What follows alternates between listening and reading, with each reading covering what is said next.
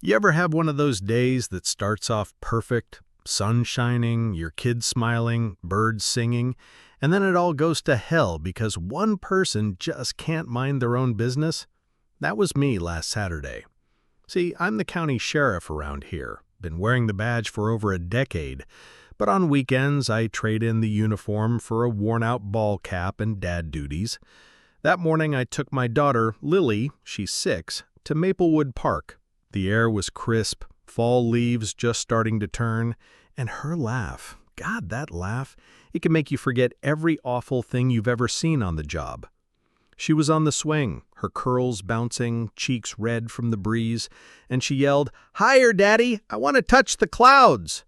So I pushed her, gentle at first, then a little higher each time. Her lungs had been a bit finicky lately. Mild asthma, nothing major. But her doctor said the fresh air would help, and I could see it was doing her good. Then came the storm cloud, or rather, Karen. Not a real name, obviously. Let's call her Brenda Whitmore, president of the HOA, self-appointed queen of the neighborhood. She marched in like she owned the whole part, heels clicking like she was walking into court. "Sheriff Davidson," she called. Yeah, she knows my name, though she always says it like it leaves a bad taste in her mouth. "Brenda," I nodded, trying to keep it civil. I knew she wasn't here for small talk. "We need to talk about your daughter using the swings," she said, her lips so tight they looked like a scar. "They're meant for children under 5. Lily is 6. No signs anywhere about age limits. And frankly, the idea of someone being upset about a kid swinging on a swing, well, it tells you all you need to know about Brenda. I told her, "There's no rule posted. She's just playing, Brenda." But she wasn't having it. "This is my community," she snapped. "I set the standards, and I will not tolerate this kind of disregard." By now, Lily had stopped laughing. She was gripping the chains tight, eyes darting between us. Her breathing changed. Shallow, quick. I recognized it immediately. The start of an asthma attack. I crouched next to her and pulled her inhaler from my jacket. "Breathe, baby. In through your nose, out through your mouth. Daddy's right here."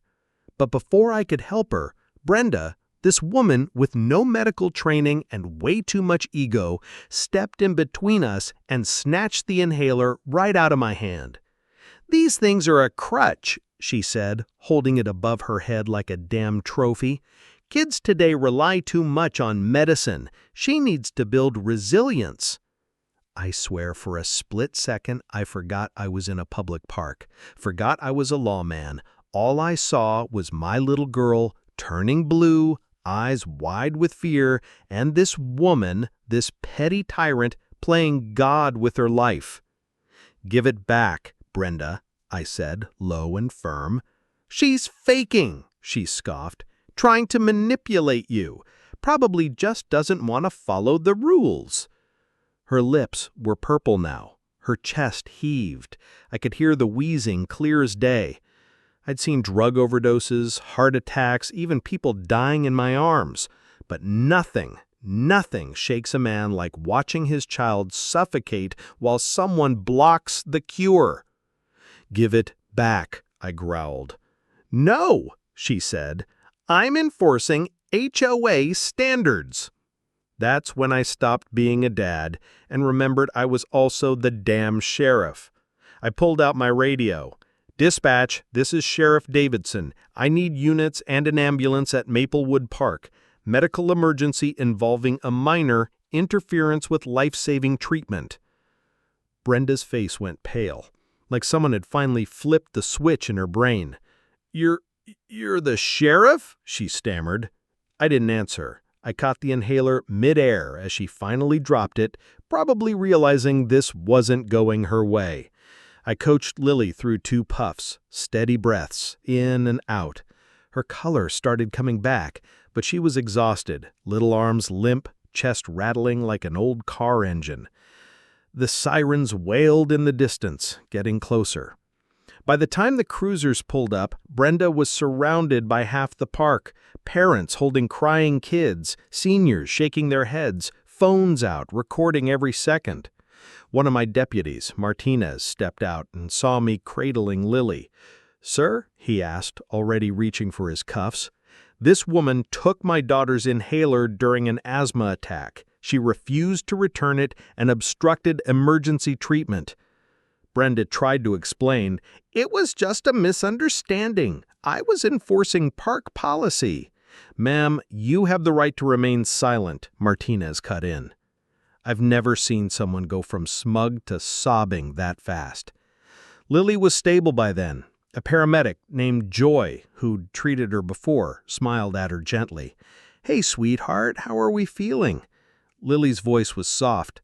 "The lady took my puffer. I couldn't breathe." Joy's jaw clenched.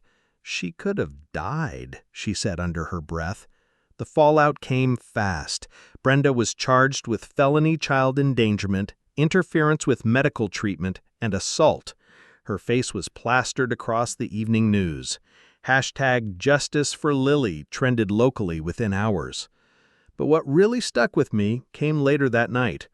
Lily and I were curled up on the couch, watching Frozen for the 100th time, and she looked up at me and asked, "Daddy, why did she hate me?" I didn't have a good answer. "She doesn't hate you, baby. Some people just forget how to be kind." The next week, I got a call from the HOA board. Emergency meeting. They wanted to apologize. They stripped Brenda of her title, rescinded every petty violation she'd issued, including the one where she cited Lily's chalk drawings as graffiti, and asked me to help rewrite the HOA code with protections for children and people with medical conditions. We called it Lily's Law. 3 months later, Brenda pled guilty, served her time, moved to another state. Far as I know, she never came back. But the swing stayed. And one afternoon, as Lily flew through the air, giggling like nothing bad had ever happened, I saw something new on the frame, a small bronze plaque. It read, "All children welcome to play safely here. Dedicated to Lily Davidson." That was the first time I cried in uniform. So yeah, I'm the sheriff. I've put away killers, drug lords, and abusers. But the proudest thing I've ever done was protect my daughter on that swing. And I'll do it again. Anytime, any place, against anyone.